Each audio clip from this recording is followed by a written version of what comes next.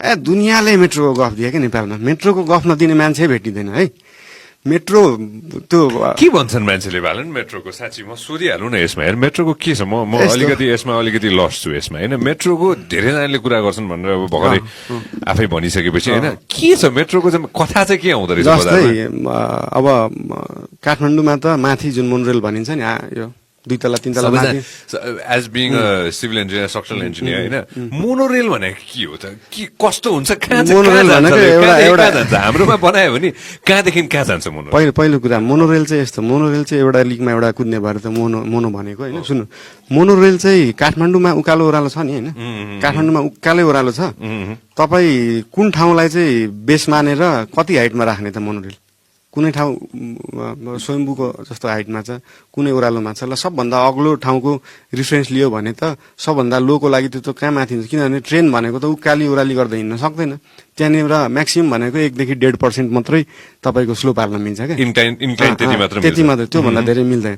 अनि अर्को कुरा, हामी कल्चरली हेरिटेजको हिसाबले काठमाडौँ उपत्यका पुरै मन्दिर हो, आफै एउटा मन्दिर हो नि त होइन। अनि यो ठाउँ ब्रिक सिटी हो होइन, यो ठाउँमा माथिबाट मेट्रो कुदेर गएको राम्रो देखिँदैन है, त्यो राम्रो नै देखिँदैन। त्यही भएर के अरे यो मोनोरेल जुन माथिको छ नि त्यो, त्यही भएर चाहिँ हाम्रो चाहिँ के छ भन्दाखेरि धारणा भनेको तपाईँको अन्डरग्राउन्ड जुन हुन्छ नि, अन्डरग्राउन्ड मेट्रो तपाईँको 30 मिटर मुनि, 35 मिटर मुनि, 40 कति सकिन्छ होइन, त्यो चाहिँ सकिन्छ होइन।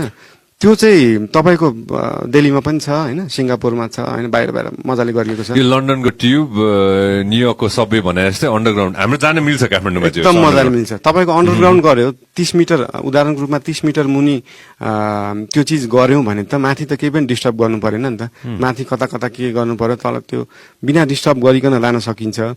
अनि त्यो मसिन TBM भन्छ क्या, टनल बोरिङ मसिन, त्यो मसिनले चाहिँ तपाईँको एक दिनमा जम्मा 10 देखि 15 मिटर मात्रै खन्न सक्छ है।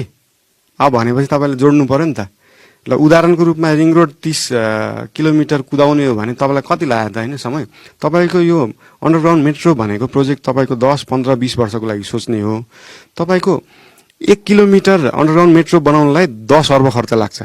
काठमाडौँ महानगरपालिकाको बजेट कति छ? 18 देखि 19 को बिचमा, 18.9 भनेको ल 20 अर्ब भनौँ होइन। भनेको त्यो त काठमाडौँ महानगरले अथवा सडक विभागले एक्लै त सकेन। तपाईँको दिल्लीमा चाहिँ के गर्यो भन्दाखेरि सेन्ट्रल गभर्मेन्टले 25% होइन, अनि प्रदेशले, राज्यले त्योभन्दा सेकेन्ड लेभलकोले 20%, अनि 55% चाहिँ चाइना के अरे जापानले चाहिँ सहयोग गरे रहेछ क्या। भनेको त इन्डिया जस्तो धनी देशलाई पनि त अर्कोले गरिदिनु पर्दो रहेछ नि त यस्तो चिजमा, किनभने यो ठुलो प्रोजेक्ट हो होइन।